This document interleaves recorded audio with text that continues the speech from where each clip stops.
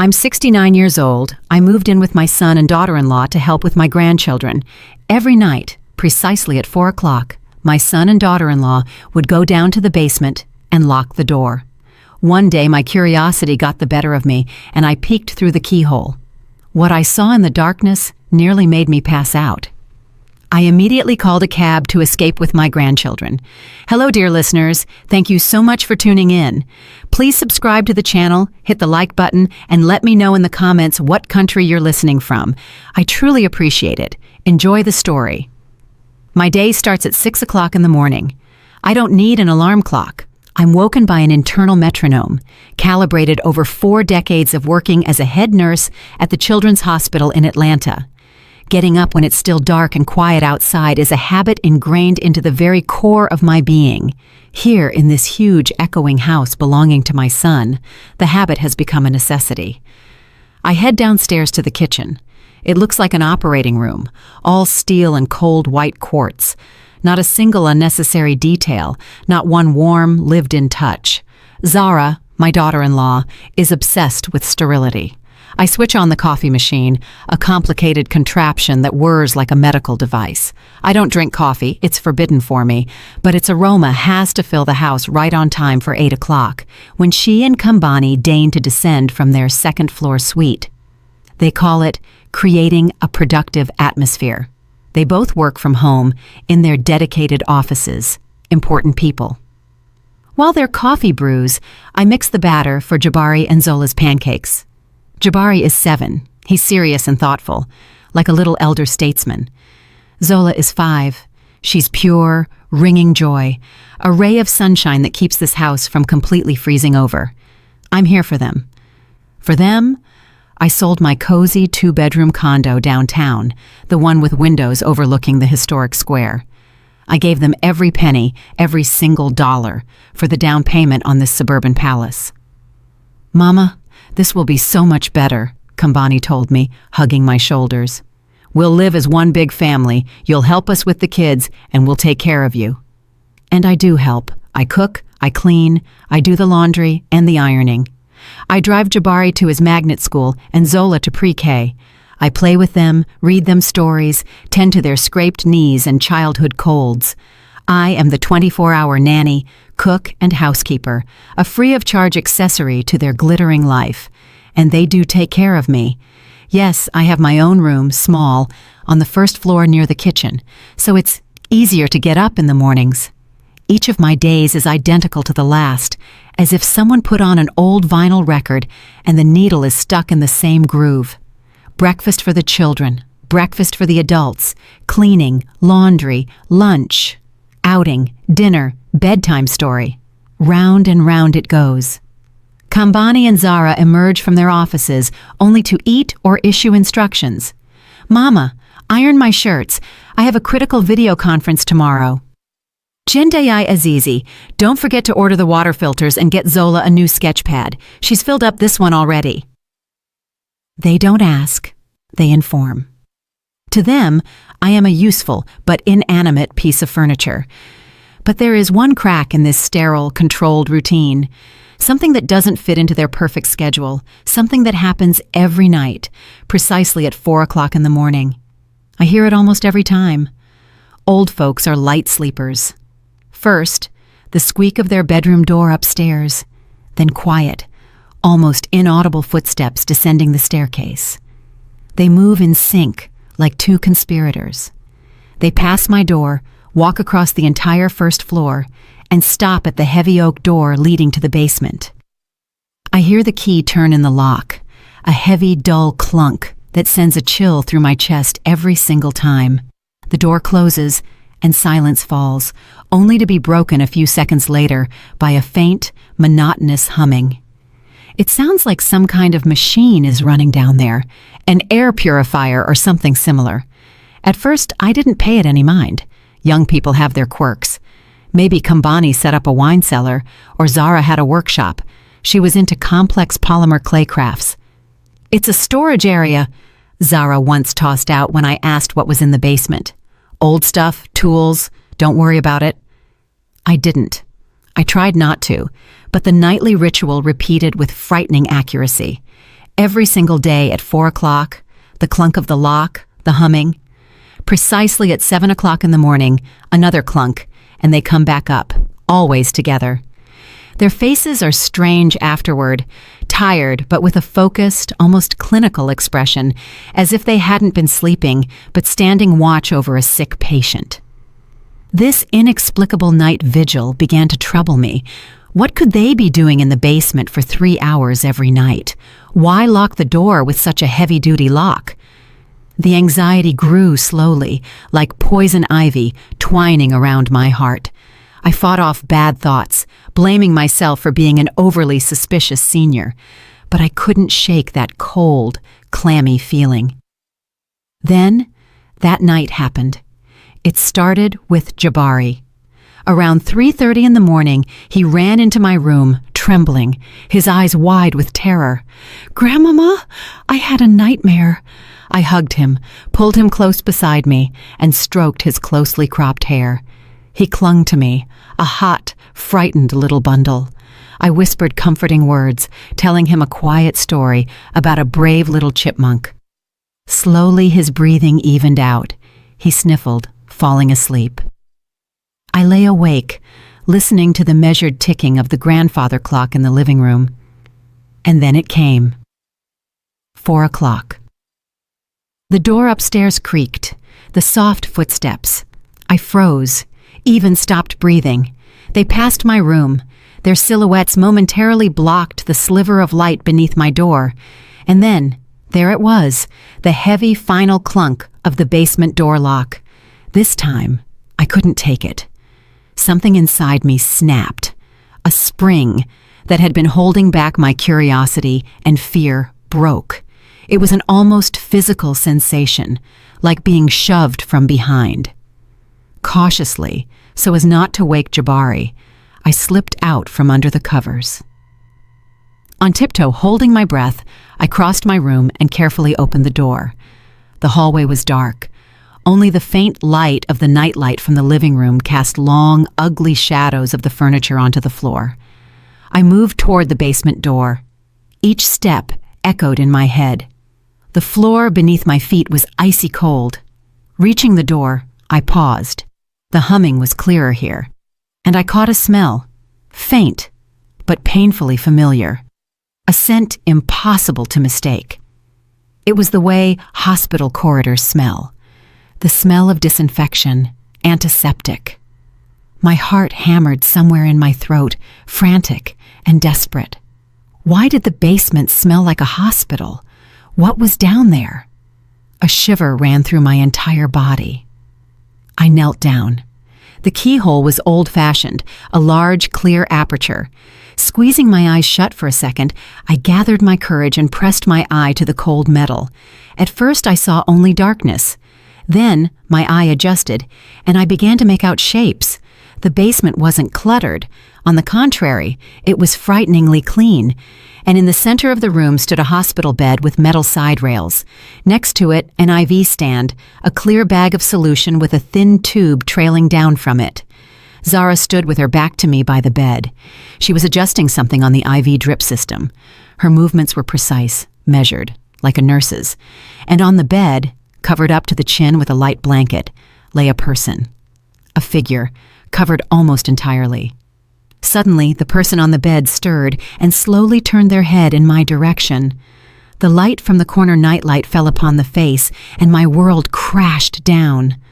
Time stopped. Air froze in my lungs. I saw that face. I knew it.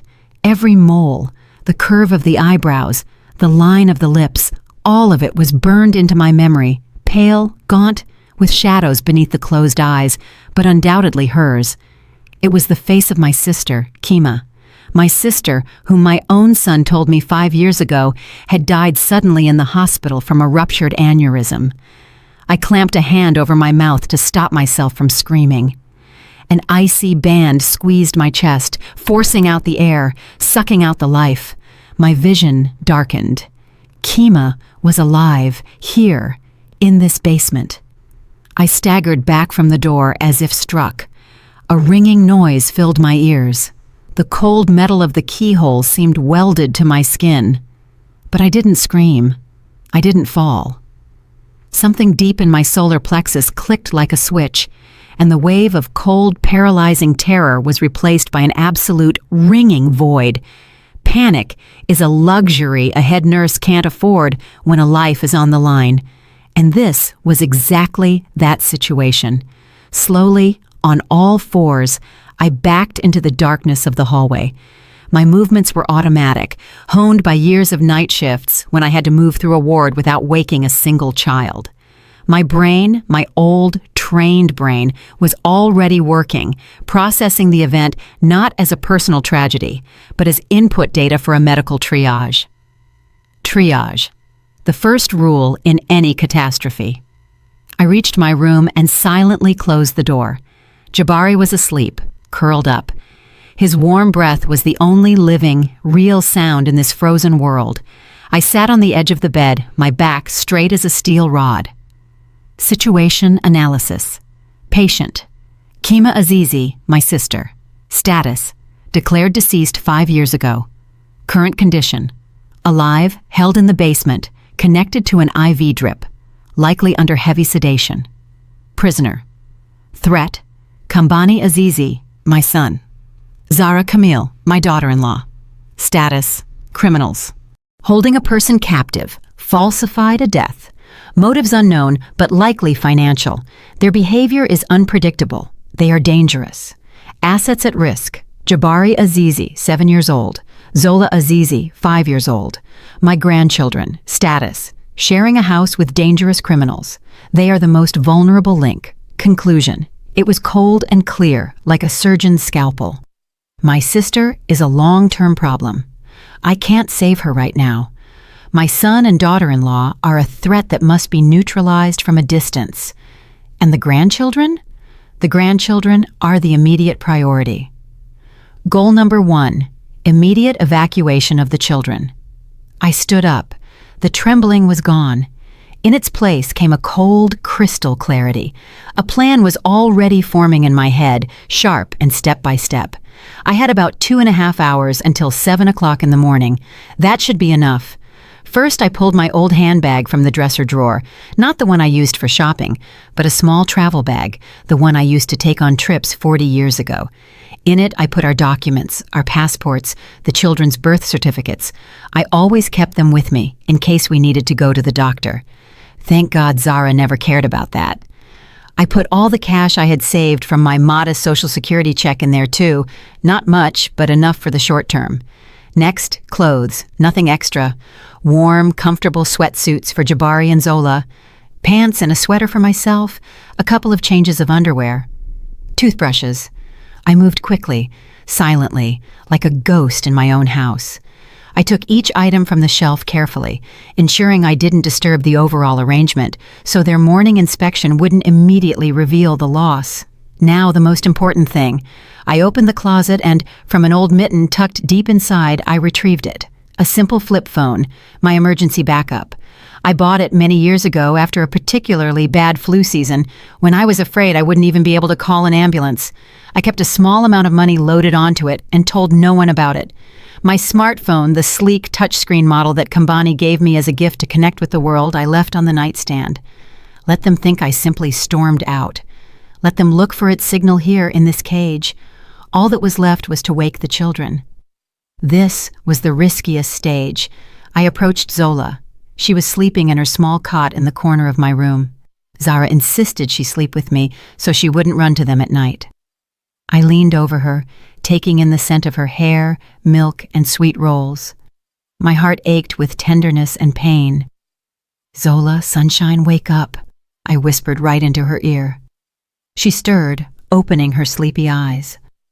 "Grandmama?" "Shh, my sweet girl. We're going to play a game now. Secret spies. We need to get dressed and leave the house so quietly that no one hears us. Understand?"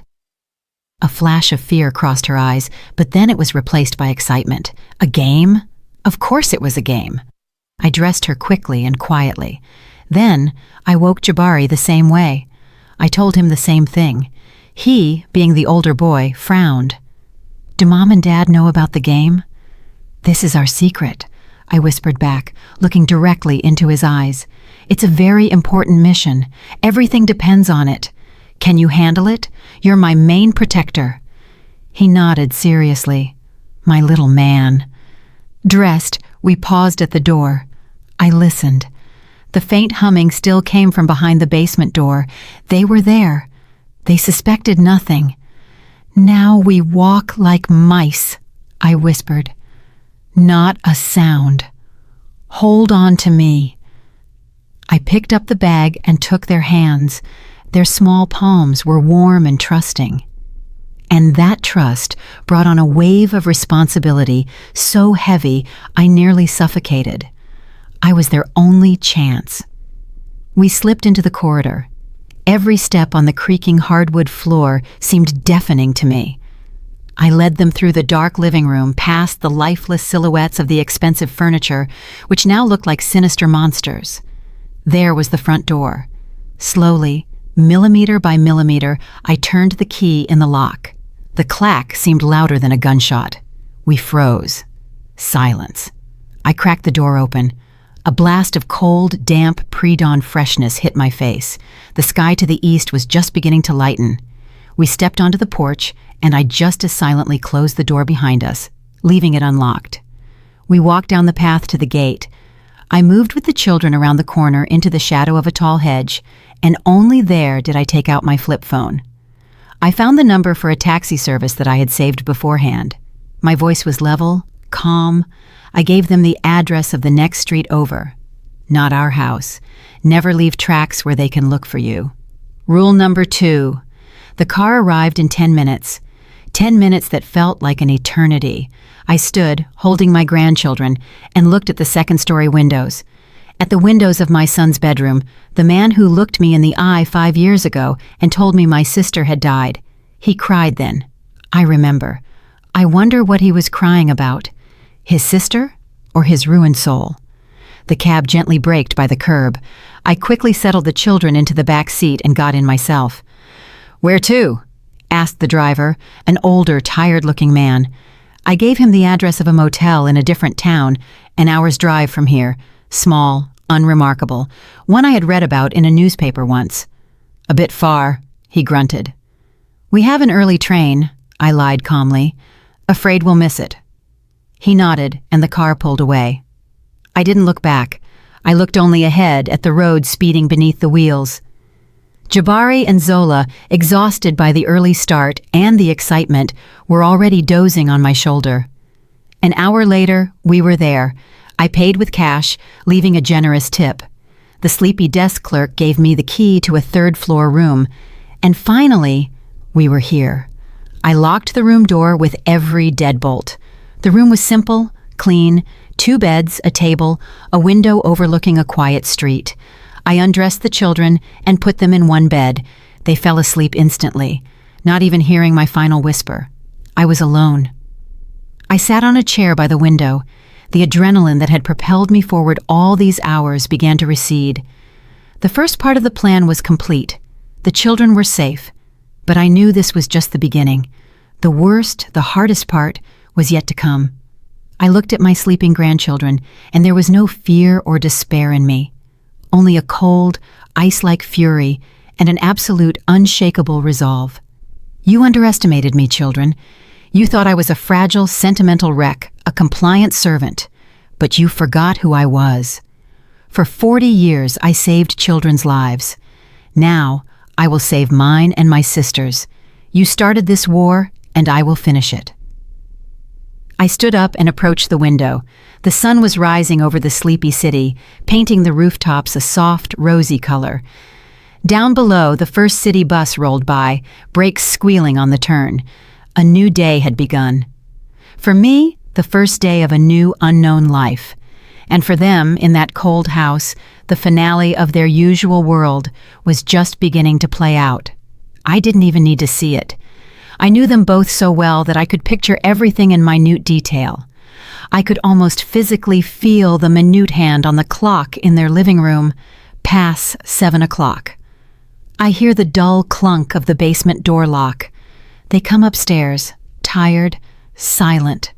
their faces gray after their 3-hour vigil. They don't look at each other. This ritual has drained all emotion from them, leaving only focused professionalism. They go their separate ways to their bathrooms, 10 minutes for a shower, then they'll head down to the kitchen. And right here, their world, calibrated to the second, will crack for the first time. 8 o'clock. Kambani comes down first, as always. He hates waiting. He's already anticipating the aroma of freshly brewed coffee and a stack of hot pancakes that I always make for the kids, but which he never refuses. He walks into the kitchen and freezes in the doorway. Silence. That's the first thing that hits him. Not the peaceful, ringing silence of the early morning, but a dead, vacuum-sealed emptiness. The air doesn't smell of coffee, and no oil is sizzling on the stove. There's no sound of Zola upstairs in the nursery whining because she doesn't want to get up, or Jabari already messing with his Lego set. The house is silent, as if all the air, all the life, has been sucked out of it. I imagine him frowning. Irritation is his first reaction to any deviation from the norm. Where's Mom? Did she oversleep? Impossible. In all the time I've lived here, I haven't overslept once. At that moment, Zara descends. Unlike Kambani, she doesn't show emotion. She scans the space with a cold, evaluating gaze. The kitchen is empty. Silence. Her lips tighten into a thin, displeased line. Where is she? Kambani's voice sounds confused and petulant, like a child whose toy has been taken away. I have no idea, Zara snaps. There's no confusion in her voice, only cold, steely irritation. An inconvenience, a schedule disruption. They circle the house, first going upstairs, looking into the children's room. Empty. Neatly made beds. This surprises them. Usually the children leave a small hurricane in their wake. They check their own bedroom as if we could be hiding there. Stupid. Then they come downstairs and head toward me. The door to my room is slightly ajar. Kambani pushes it open. The bed is made, perfect order. My smartphone is on the nightstand. I know that phone will become their anchor, a point of reference in their shaky reality. Here it is, her phone. That means she couldn't have gone far, couldn't have called anyone. This calms them, turning the anxiety back into mere irritation. Is she out of her mind? Kambani almost shouts. Where could she have gone this early, and where are the kids? And then I almost hear Zara's calm voice, full of poisonous contempt. The old woman threw a tantrum. Something didn't please her again, decided to teach us a lesson. She goes to the nightstand, picks up my phone, and checks it. Of course, it's locked with a password they don't know, but the fact that it's here in the house tells them a lot. Or rather, it tells them exactly what they want to hear. She got upset, Zara continues, a sneer barely hidden in her voice. I probably asked her to vacuum in too sharp a tone yesterday. Old people get senile. They take offense at everything. She went for a walk with the children to show some backbone. Whatever. She'll be back by lunchtime when she gets hungry. Where would she go? Where would she go? This phrase is the quintessence of their attitude toward me. To them, I am a powerless creature, completely dependent on them. I have no money except my paltry Social Security. I have no home of my own. I have no friends they didn't approve of. I am locked in their world, in their house, and any rebellion from me is nothing more than a senior's caprice that they can simply wait out. They don't see a person in me, they see a function. And that function has failed, causing a vexing but temporary inconvenience. This is their main mistake. They judge me by the role they forced upon me. They forgot who I was. They don't see Jendeyai Azizi, who managed an entire department for 40 years, making decisions that held lives in the balance. They see a mother, a grandmother, an old woman, helpless and sentimental, and this blindness, this arrogant certainty in my dependence, is my ace in the hole. I imagine them discussing what to do next. Kambani, as always, panics. Maybe call the police. What if something happened? Zara's face, I'm sure, turns into an icy mask at that moment. The police in this house. The thought of it is unbearable for her. The thought that strangers in uniform might enter here, start asking questions, inspecting the premises, all the premises. "You're an idiot, Kambani," she hisses. "What would we tell them? That your pensioner mother went for a walk with the grandkids and didn't warn us? They'll laugh us out of the precinct, tell us to wait. And what if they start looking around here? Is that what you want?" The last question is like the crack of a whip. Kambani shrinks. Of course, he doesn't want that. He fears her. He fears exposure more than anything in the world. This house, this beautiful life, purchased at the price of monstrous betrayal, is his only accomplishment, and he will protect it at any cost, even the cost of his own mother. Their fear of the police is the wall that protects me. They've locked themselves in a cage. They cannot raise the alarm. They cannot file a missing person report. Any official investigation will inevitably lead to the basement, to their secret, to Kima. And they know it. So what do they decide? Nothing. They decide to wait. Zara will brew their coffee herself. They'll grab something from the fridge, sit down in their offices, and try to work, constantly glancing at the clock and the window. They will be gnawed by anger. Anger at me for disrupting their comfort, for making them feel uneasy. But not for a second will they entertain the thought that I left forever, that I know something. In their universe, that's impossible. The sun in my motel room rose higher. The children stirred in their sleep. Zola mumbled something, and Jabari hugged her.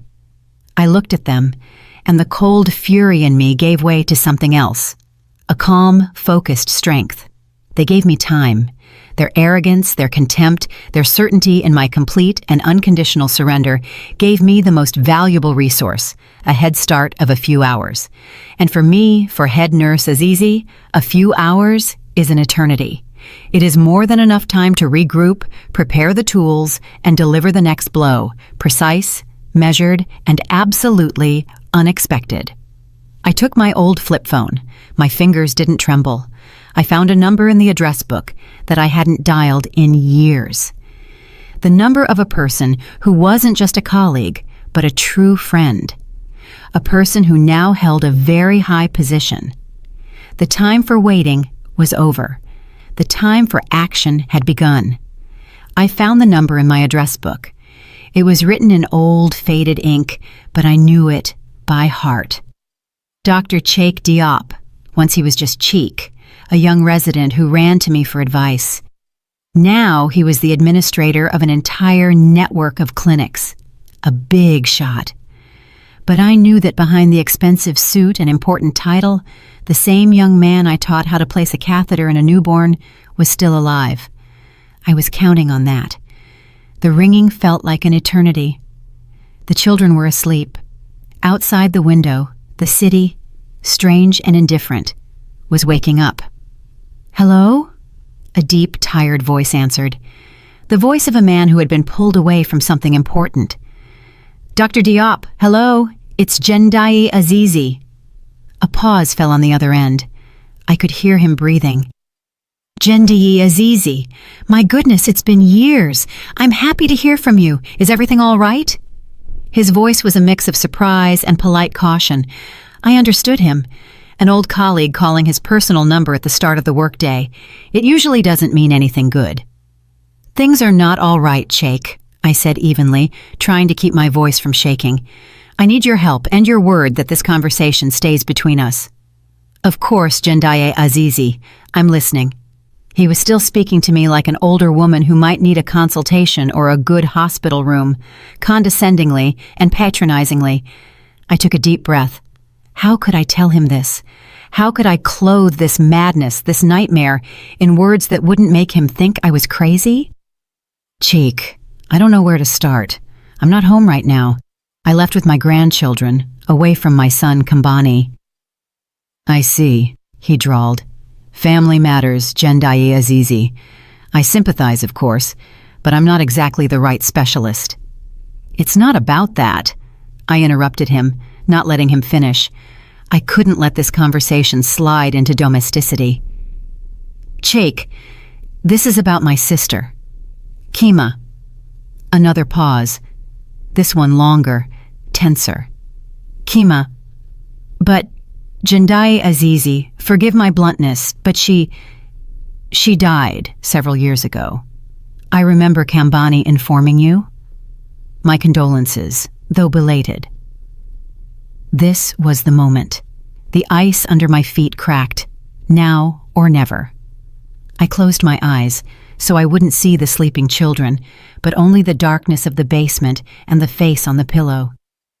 Jake, my voice was quiet, but hard as steel. That's Kima. She's alive. Kambani is holding her captive in his basement. Silence. It was so thick, so deafening, that I could hear the blood pounding in my temples.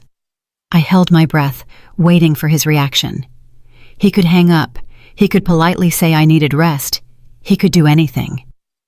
Where are you right now? His voice had changed.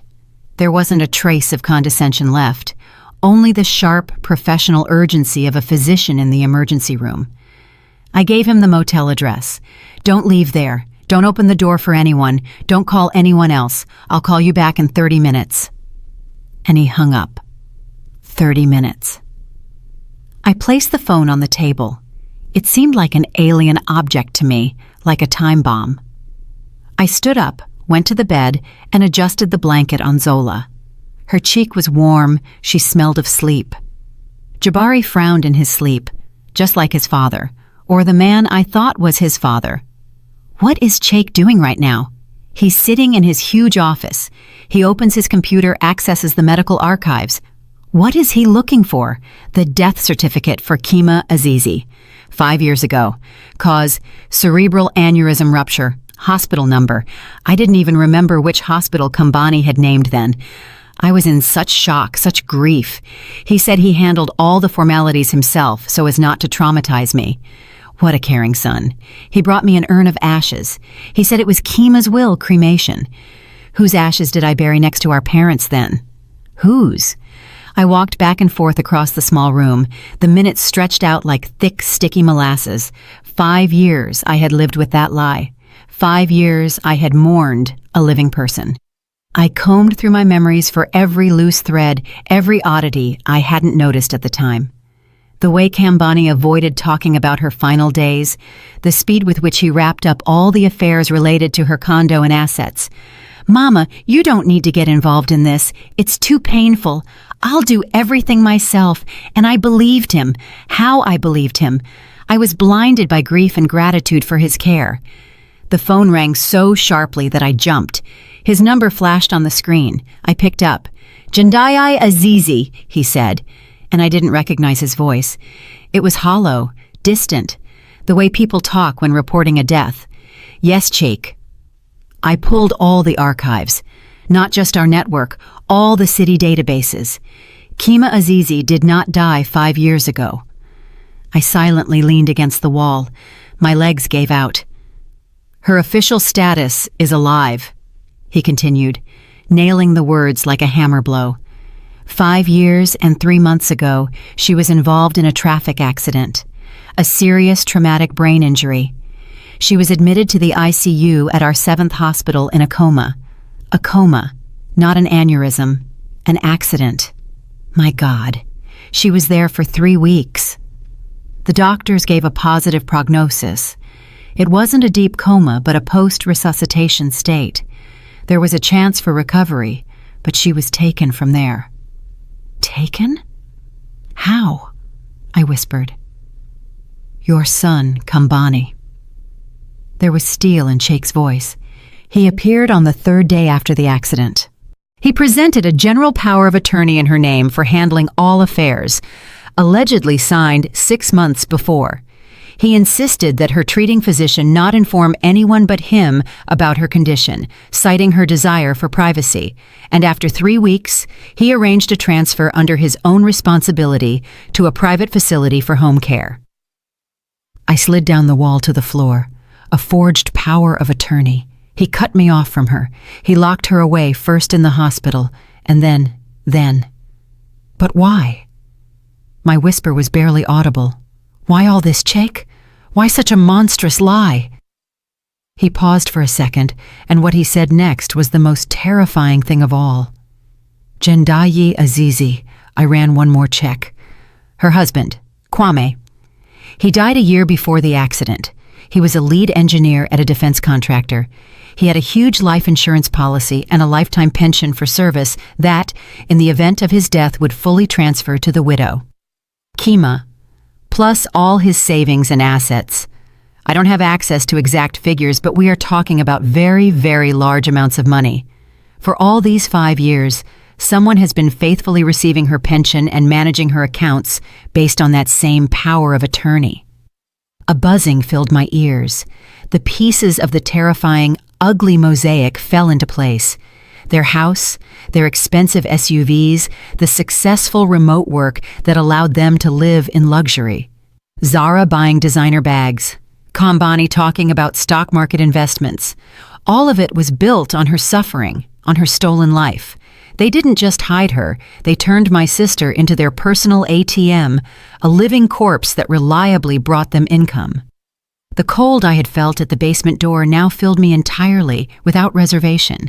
This was no longer fury, it was something else, calm, like the surface of a frozen lake beneath which lay bottomless depths.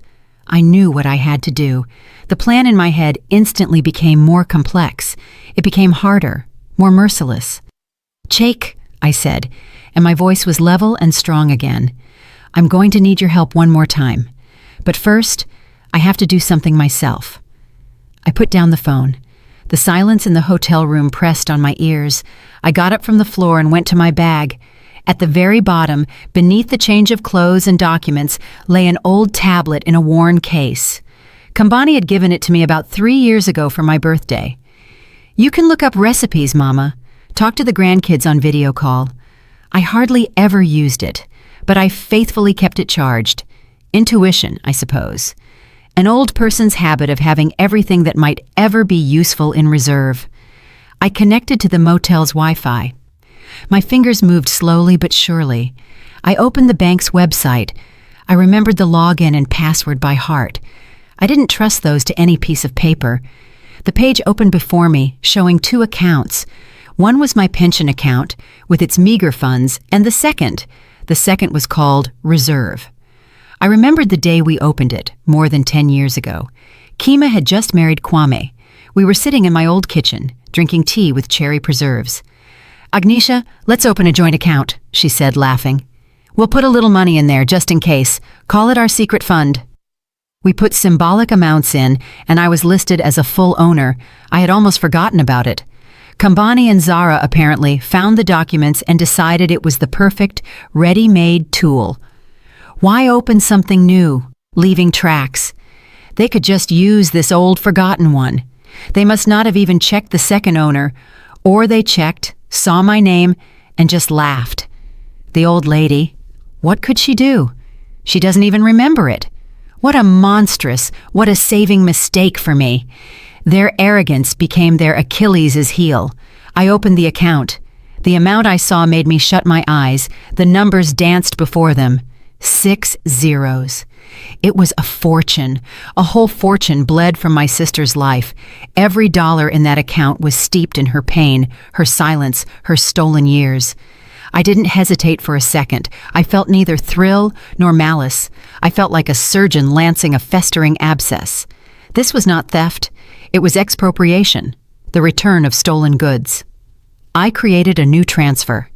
In the recipient field, I entered the details of my own pension account.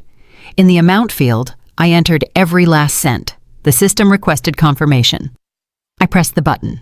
A green box appeared on the screen. Transaction successful. That's it. The first mine was laid. I closed the tablet and put it aside. Now, all that remained was to wait and to imagine. I knew it would happen within seconds. Zara had alerts set up for everything. She controlled every dollar. I could almost see her sitting in her white, hospital room-like office, irritably looking at her laptop screen when her phone, lying next to it, makes a short, demanding sound. She casts a quick, annoyed glance at it. A bank notification, probably interest credited or some other trifle. She picks up the phone, swipes the screen, and her face changes. I picture it in detail. How, at first, confusion appears on her pampered face, then disbelief. How she rereads the short message several times. Debit, reserve account, amount, account balance, $0, zero. The word explodes in her brain. She freezes. Her perfect posture falters. The mask of the Ice Queen cracks, and beneath it, a predatory, ugly fury shows through. "Kambani!" Her scream cuts through the silence of their perfect home. It's not loud. It's piercing, like the shriek of a saw on metal. Kambani, I'm sure, rockets out of his chair in the adjacent office and bursts in, already frightened. He knows that tone. That tone means catastrophe. What? What is it? She doesn't answer. She just silently hands him the phone. He takes it, squints, reads, and I see the blood drain from his face, how his already weak features blur, losing shape. He starts to mumble something. Is this a mistake? The bank? I'll call them now. "Look at the recipient, you idiot," she hisses. He looks at the phone again, frantically scrolling through the transaction details, and finds the recipient. Jendai Azizi. At that moment, the sun goes out in their world. The realization crashes down on them like a concrete slab. This isn't a mistake. This isn't a system glitch. It's her, the old woman, the quiet, compliant, gray mouse living in the room near the kitchen. She didn't just leave. She struck a blow right at the heart of their prosperity. Panic gives way to fury. They start pacing the office. Kambani screams that I'm crazy, that I'm a thief. Zara is silent, but her silence is scarier than any screams. Her brain is working frantically, calculating options. How is this possible? How did she know? And what the hell do we do now? And at the very peak of their agony, when they are stunned, confused, and utterly disoriented, the second blow lands, the one I asked Cheek to deliver.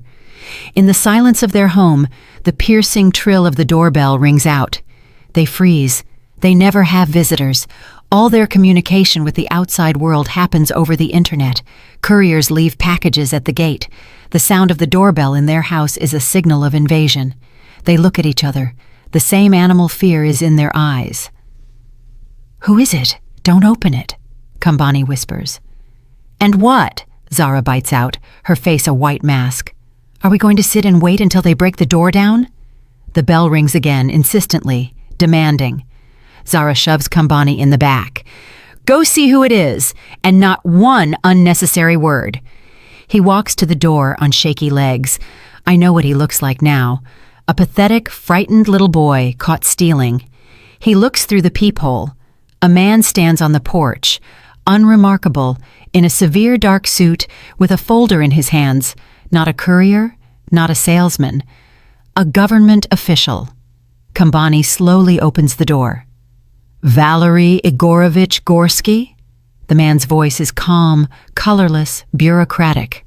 "Yes, yes." "My name is Agent Miles Washington. I represent the State Department of Regulatory Oversight for Patient Status.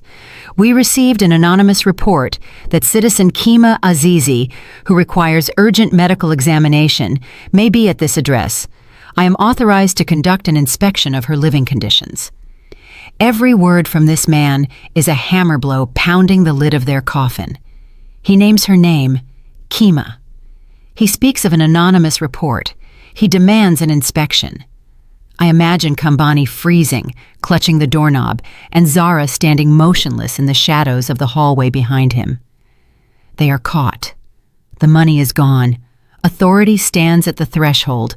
In the basement is the living proof of their crime. Checkmate. In 2 moves. I knew they would run. It was the only way out their animal instinct for self-preservation left them. To stay means immediate exposure. It means Agent Washington will enter, go down to the basement, and see everything with his own eyes. He will call the police, the ambulance. An investigation will begin. Therefore, they will run, abandoning everything.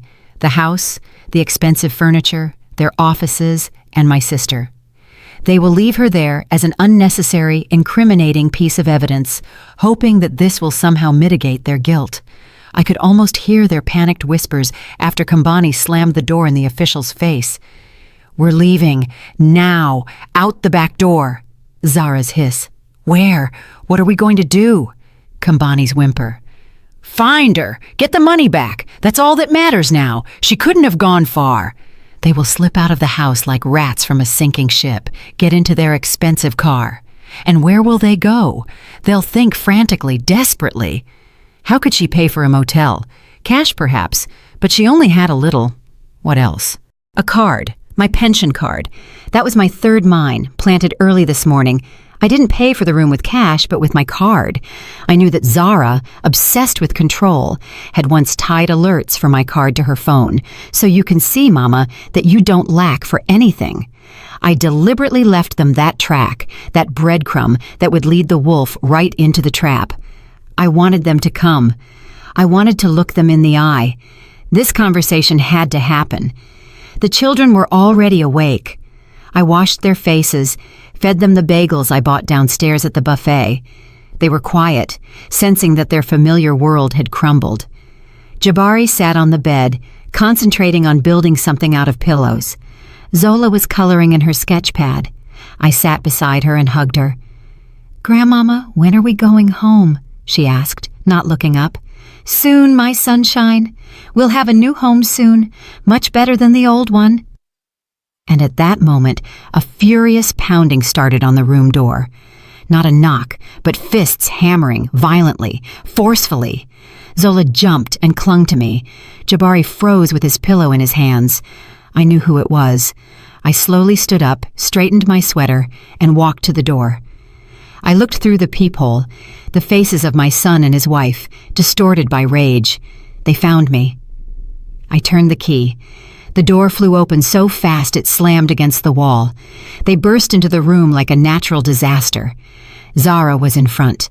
Her face, usually so composed and polished, was twisted into a hideous mask of anger. Her eyes shot daggers. She looked like a fury. Kambani shuffled behind her, pale, limp, with wet eyes and trembling lips. "You old witch!" Zara spat. Her voice broke into a shriek. She took a step toward me, but I didn't back down. I just stood there, staring straight into her eyes. "You ruined everything. You destroyed us. Do you even understand what you've done?"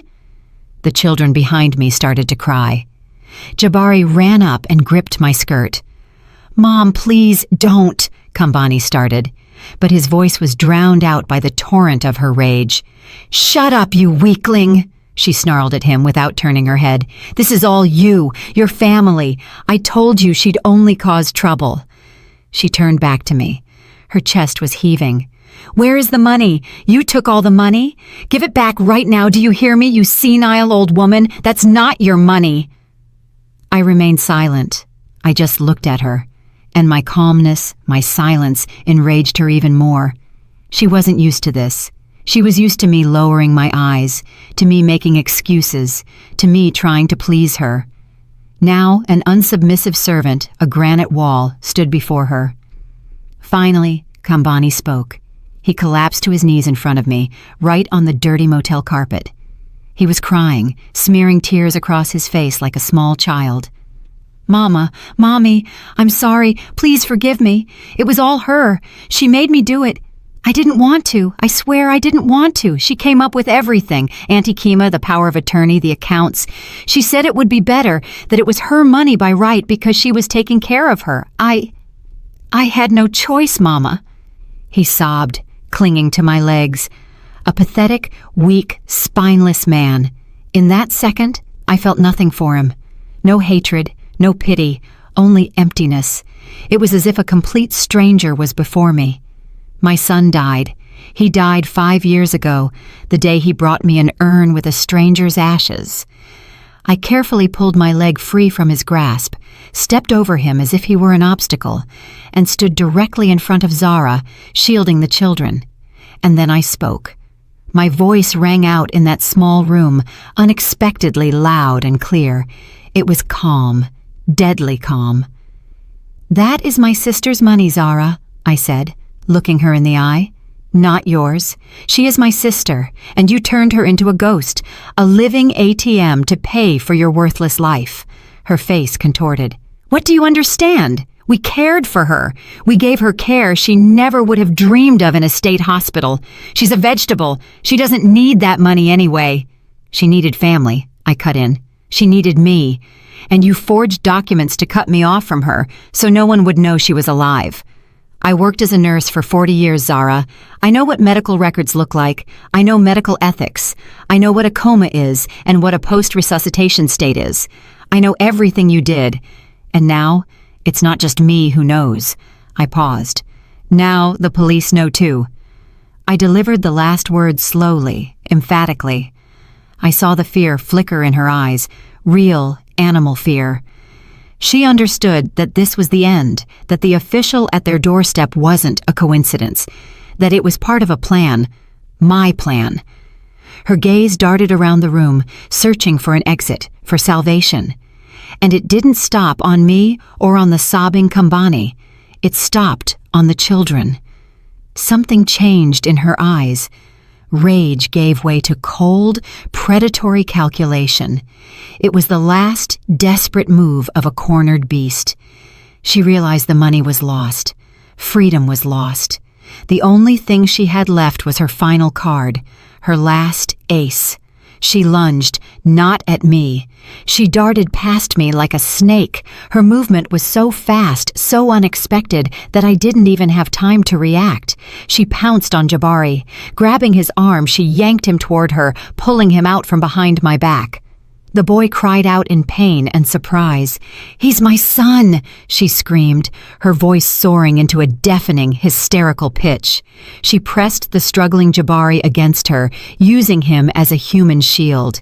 "You won't take my son from me, do you hear, old woman? I'm his mother. You have no right!" She looked at me over the head of the frightened child, and a triumphant, mad fire burned in her eyes. She thought she had won, that she had found my weak spot, that I would break now, start begging, agree to any terms, just so she would release the child. She decided that maternal instinct was something that could be traded, something that could be used for blackmail. Kambani, still on his knees, watched the scene with stunned horror. Even for him, this was too much. He stammered something. "Zara, don't, stop it!" But she wasn't listening to him. Jabari was crying, trying to break free. "Mom, let go! You're hurting me!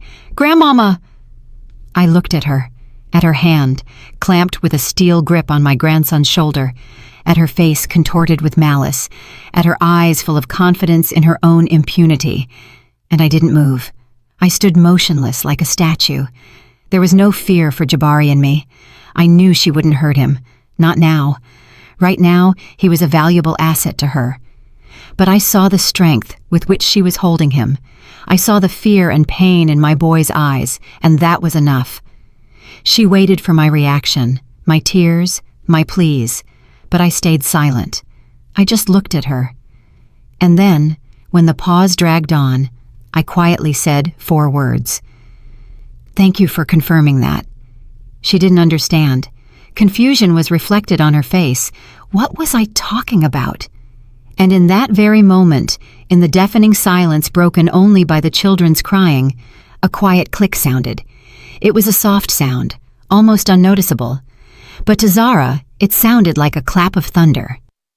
The door to the adjoining room, the one that had always been locked and led to the room next door, slowly opened.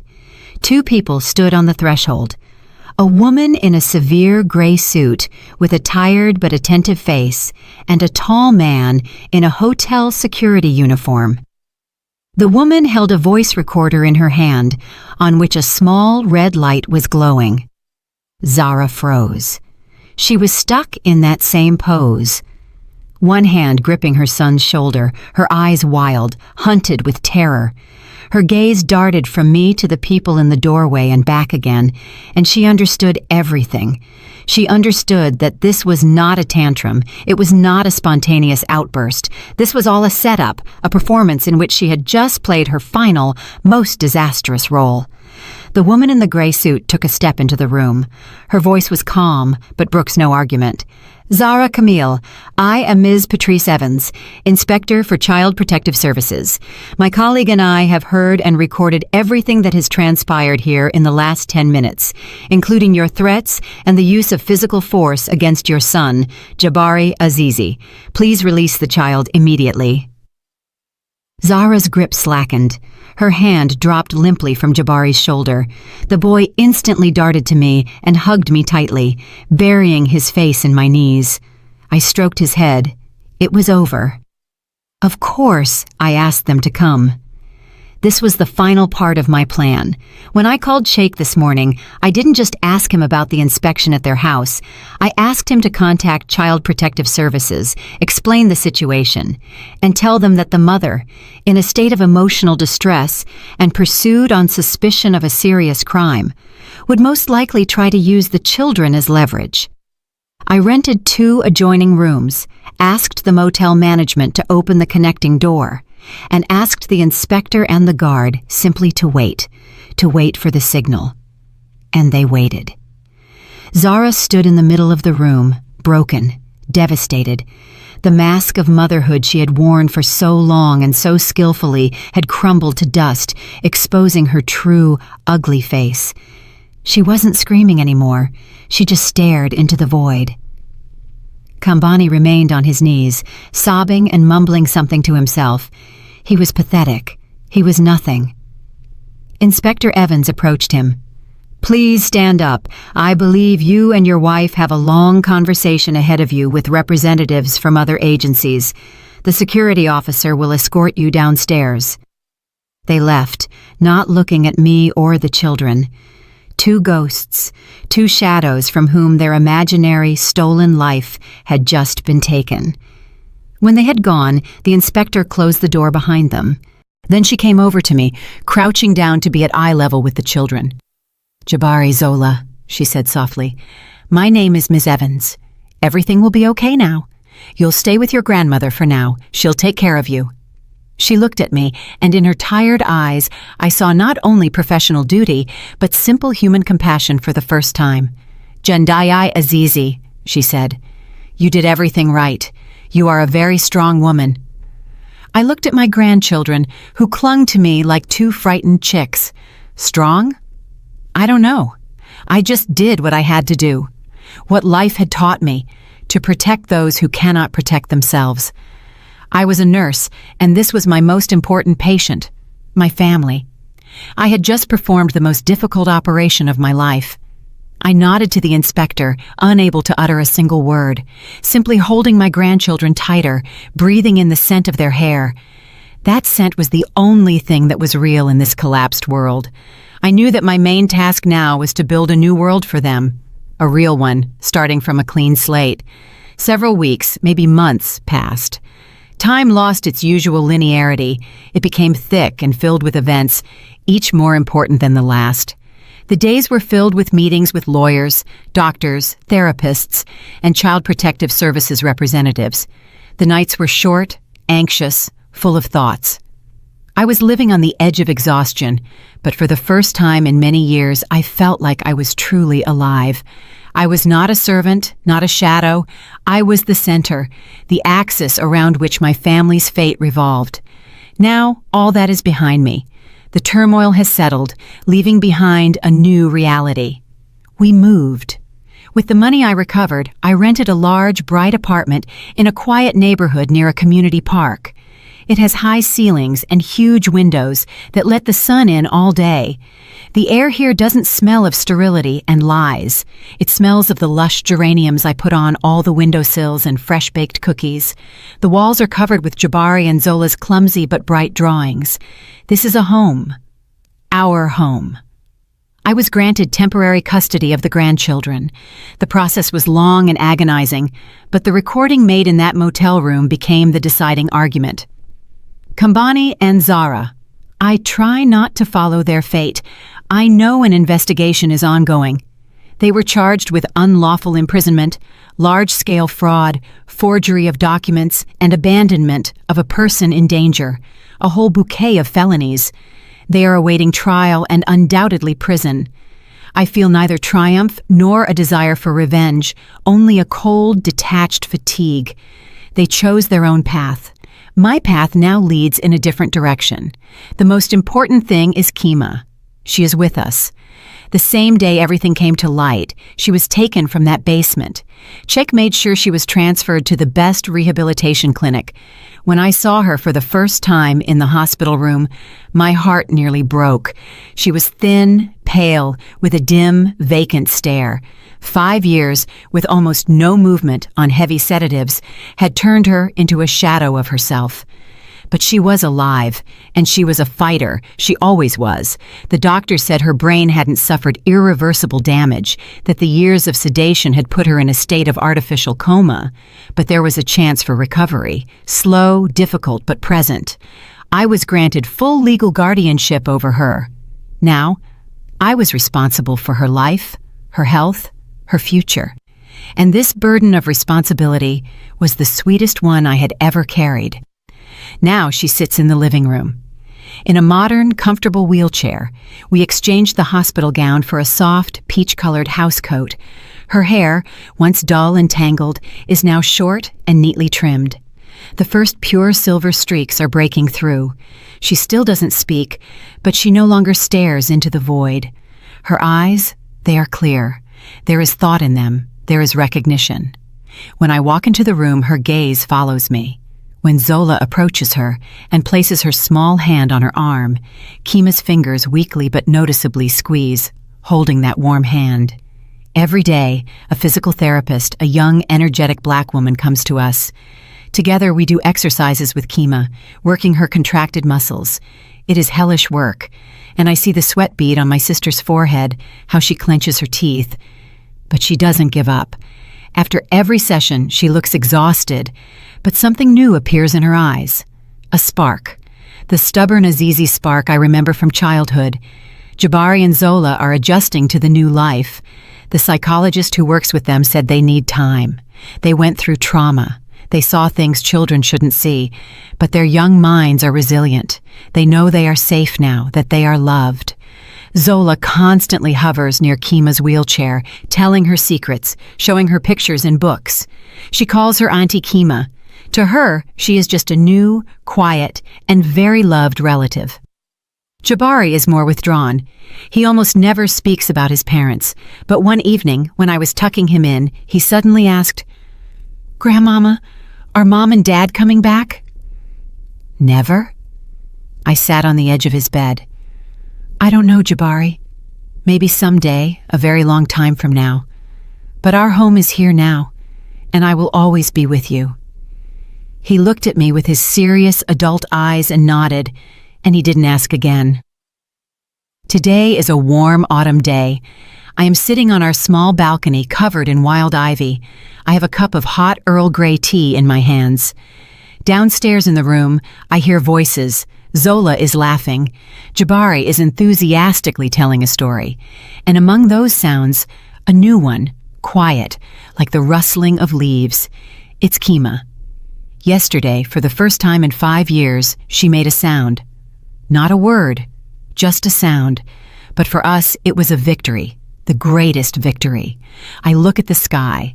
I am no longer a servant in a cold, unfamiliar house. I am not a function, not a free accessory. I am the head of the family. I am the protector. I am the matriarch. I am free. This feeling didn't come immediately. It sprouted in me slowly, along with Kima's first successes, with my grandchildren's first peaceful nights, with the first geranium flower on my window. It is not boisterous joy, not the cheering of a victor. It is quiet, deep, like an autumn lake. Confidence. The certainty that I am where I belong, that everything that happened led me here, to this point. On this sunny day, on this balcony, I sip my tea. It is tart and hot. Life goes on. It will be hard. We have a long road ahead of us, but we will walk it together. My sister, my grandchildren, and I, we are family. And this time, we will build our happiness on a solid foundation, on truth and on love. This concludes the story of Jendai Azizi. Thank you for listening to the end. This is undoubtedly a very difficult and multifaceted narrative about betrayal by the closest people and the incredible strength of spirit that can hide behind the mask of quiet old age. This story leaves many questions behind, doesn't it? A son's betrayal is perhaps the most terrible thing a mother can endure. But Jendaye didn't break. She turned her pain into a cold, calculated plan. What do you think, dear listeners? Did she do the right thing? Was her revenge, her precise and merciless blow against her son and daughter-in-law, justified? Or should she have tried to talk, to find another way out? What would you have done in her place when faced with such a monstrous truth? Perhaps you have some remaining questions or found something particularly interesting in this story? Share your thoughts in the comments. I will be very interested to read them. Your opinion is very important to us and helps our channel grow. If this story touched you, please give it a like and subscribe to the channel so you don't miss new, equally captivating stories. Every like and every comment is the best thank you for our work. We wish you all the best. At the end of this video, a window will appear in the center of the screen. Click on it to watch our other most captivating stories.